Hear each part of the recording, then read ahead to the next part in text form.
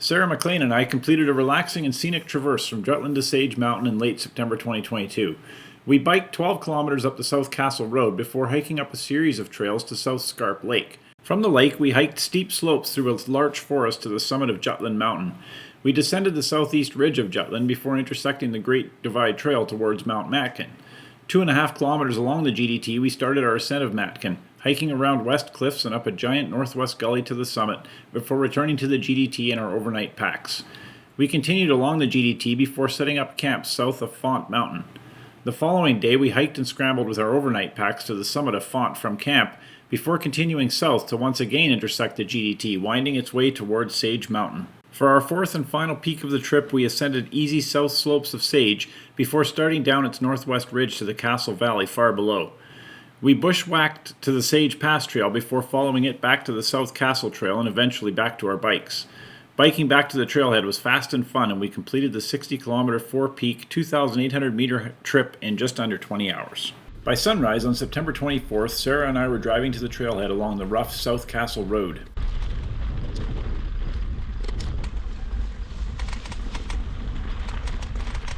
Thankfully, the South Castle Trail remains a road for the entire 12-kilometer approach, and a reasonably smooth one, too. The only fly in the ointment was the many downhill sections on approach, implying uphill riding on return. As I find myself saying more and more often these days, future burn problem.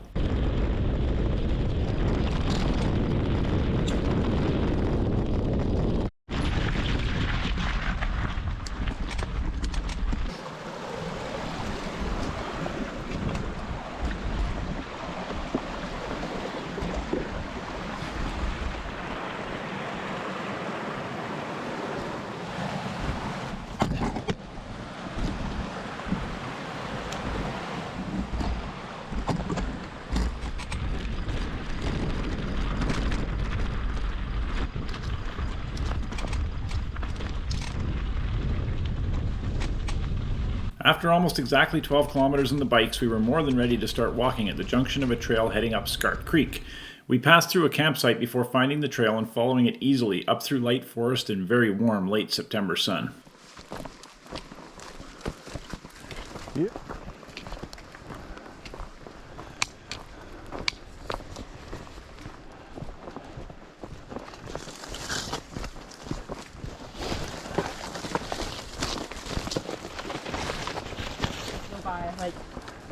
Like cows with cows. Yep. Oh, that's cute.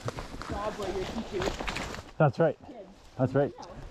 After 3.5 kilometers on the cut line, a much smaller trail started up forested slopes to our left. We marched right past it the first time, so a GPS track certainly helps here. The trail was extremely steep, but very easy to follow all the way up to the lake.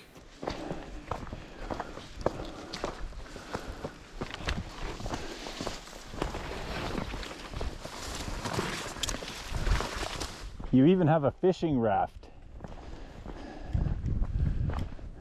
Wow. We stopped at the lovely South Scarp Lake for a break and watched 3 mountain goats make their way slowly up the impressive north face of Jutland Mountain, high above the calm ripples below.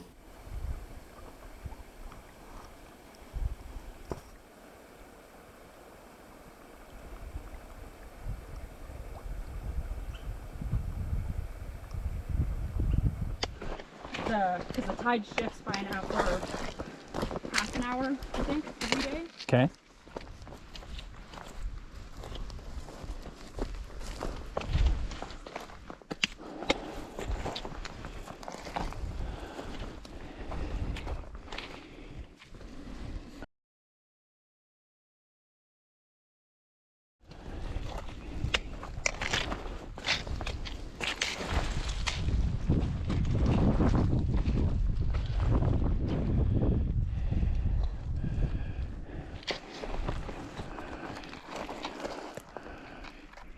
It didn't take too long to ascend a mix of grass and rubble to the northeast ridge, where we wandered up a wonderful larch forest towards the summit.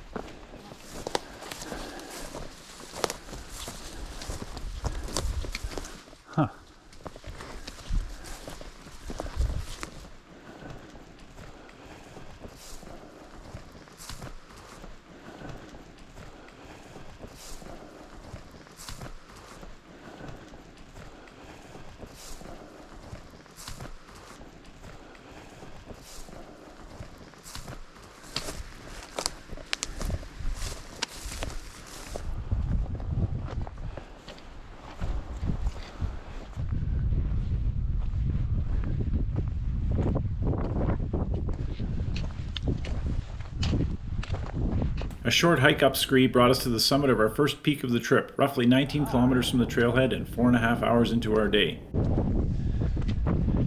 Peak number 1. Doesn't feel like.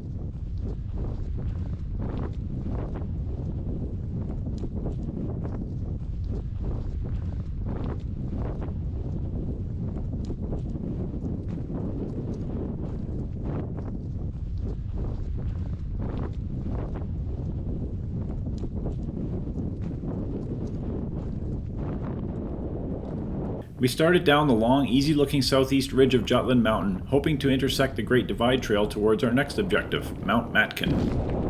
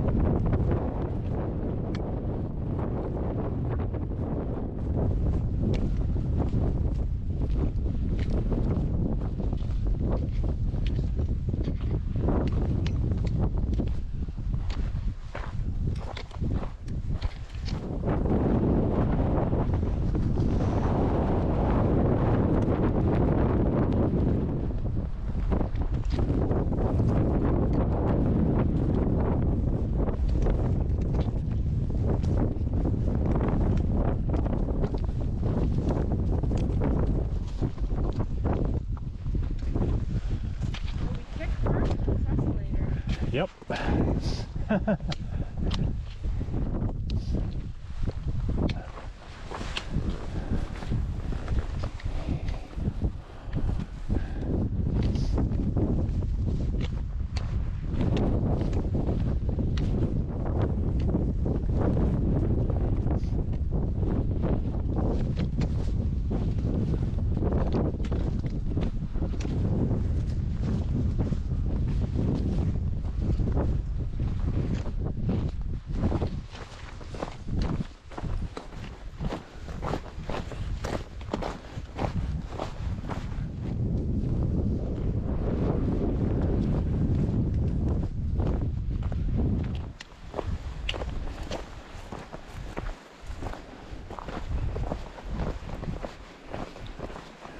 Finally, about 3 kilometers and over an hour from the summit of Jutland, we intersected the GDT. It's hilarious how often I've ended up on various bits of the GDT this year. Give me enough time and I'll finish the dang thing by accident. The next 2.5 kilometers were easy and delightful hiking along a remote section of the GDT.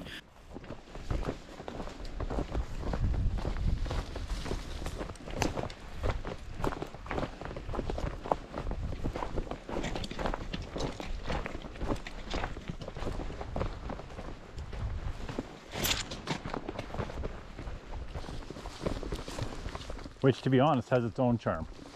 By 1500 hours, we were ready to start our ascent of Mount Matkin.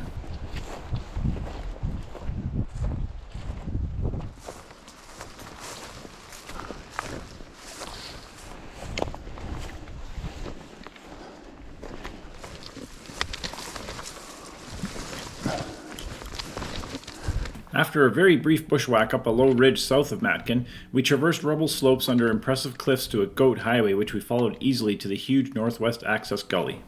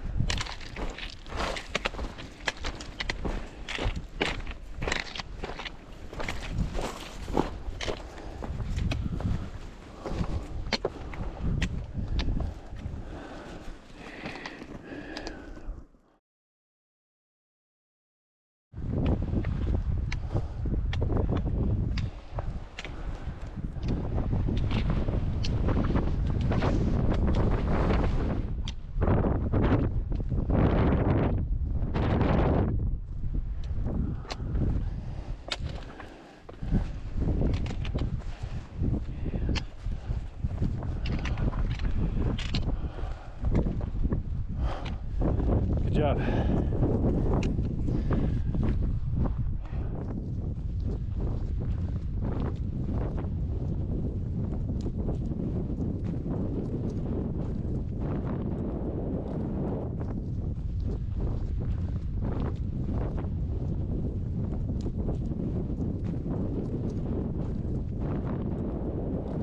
It was already 4:30 in the afternoon as we started back down the huge northwest bowl to the cliff traverse below.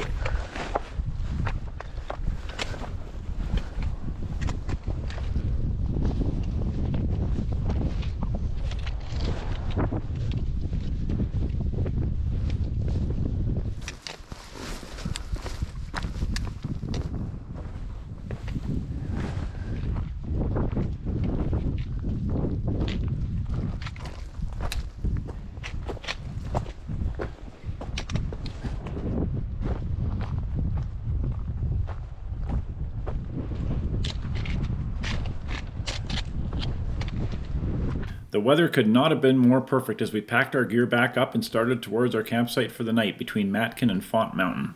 See, none of these are running, eh?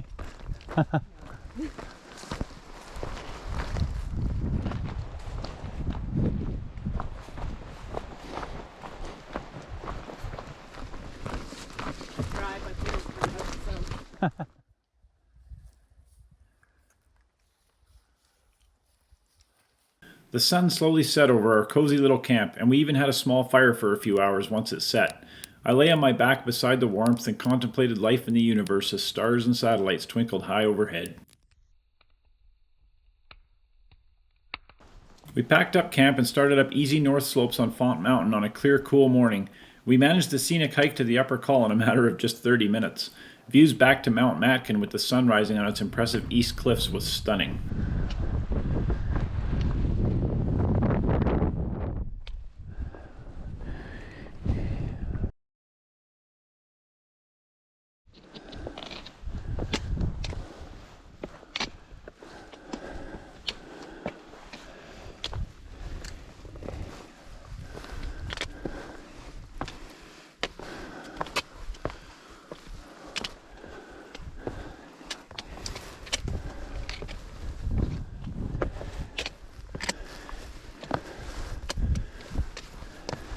From the col, the scrambling wasn't nearly as fierce as it first looked. Sarah ascended an east outlier via a fourth-class line, while I simply strolled up to the proper summit. I guess she woke up with a lot of energy or something.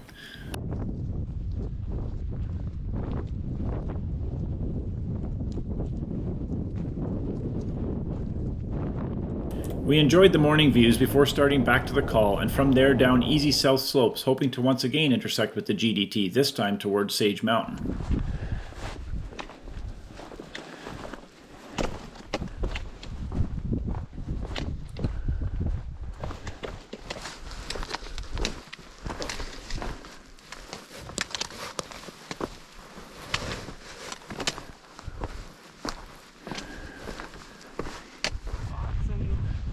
And stuff, but they don't work as... We were surprised to see a Canadian flag fluttering slowly in the morning breezes as we hiked south of Font Mountain. It was placed here by the GDT Society despite being nowhere close to the actual trail. He sends it again. Ah. Timestamps them all.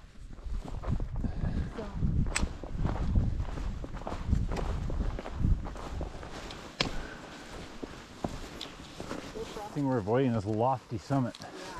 Yeah.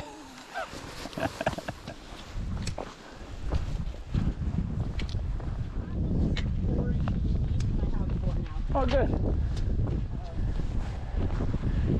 What is that? Is that your ACL, MCL? And then what does it do? Does it tear? Yeah. Yeesh.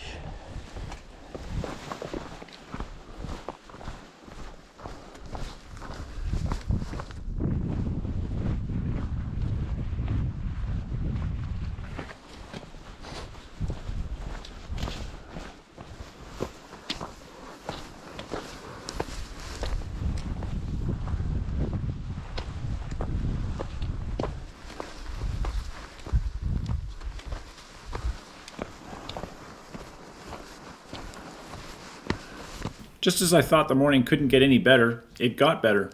We found ourselves walking in a moonscape of gray rock and narrow winding canyons directly into a rising sun. What a day.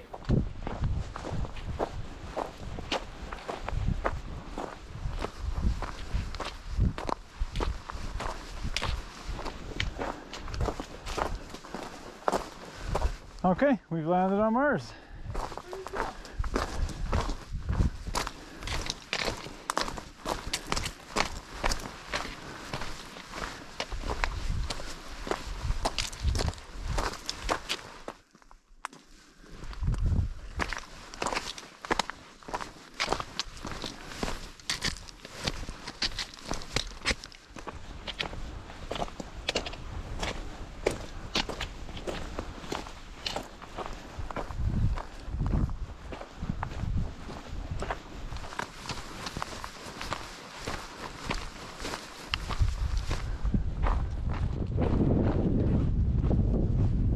As we ascended a bump off the GDT south of Sage Mountain, the sun grew really hot.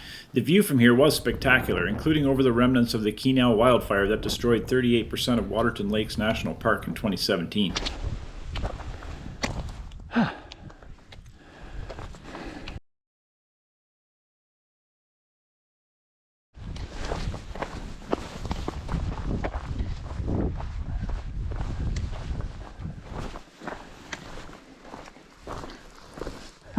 All the other ones are fried.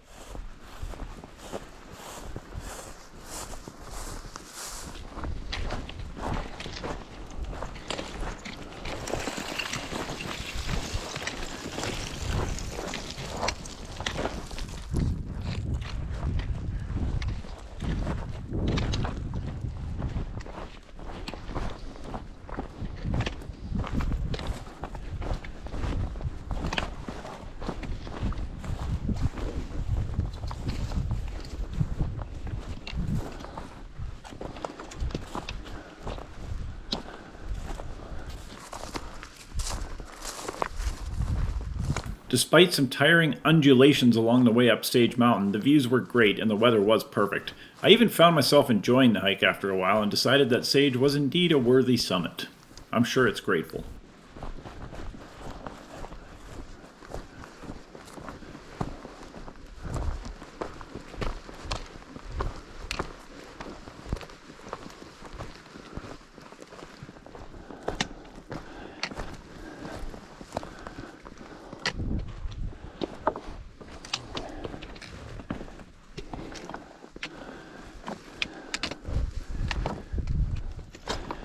Yay!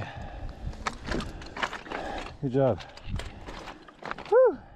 Sarah read Ephraim Roberts' entry in the summit registered and wondered aloud if we should try part of his ascent route along the northwest ridge as our descent line. I readily agreed.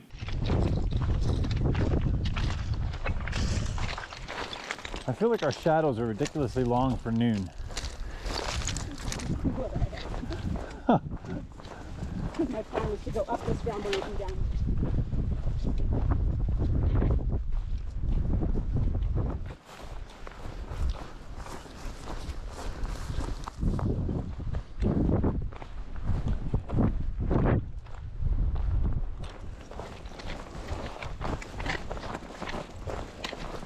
The route was easy until forest lower down where we had a decision to make. Bushwhack directly to the Valley Trail or try to find the Sage Pass Trail.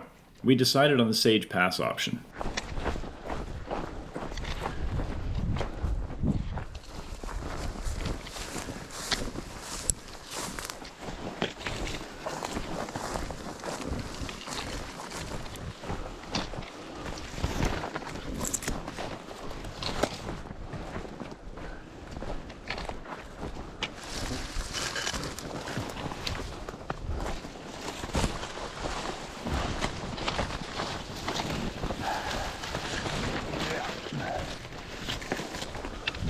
After some very intense bushwhacking, we found and followed the Sage Pass Trail a few kilometers before crossing a very anemic Castle River and joining back to the South Castle Valley Trail.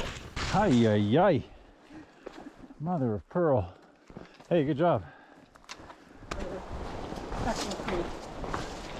That section is really nice.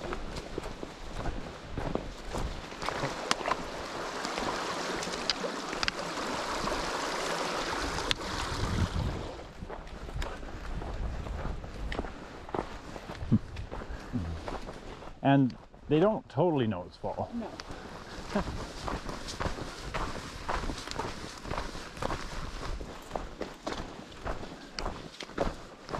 Yeah, like it just didn't give a shit. The bike ride to the parking area was less than 10 minutes quicker than the approach ride had been. There's that much height gain on return.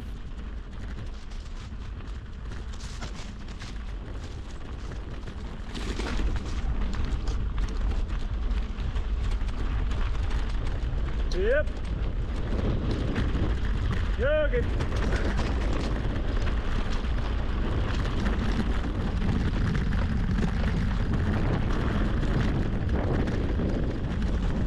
We agreed that this was one of our more relaxing multi-day outings of 2022. Actually, it was by far the most relaxing one.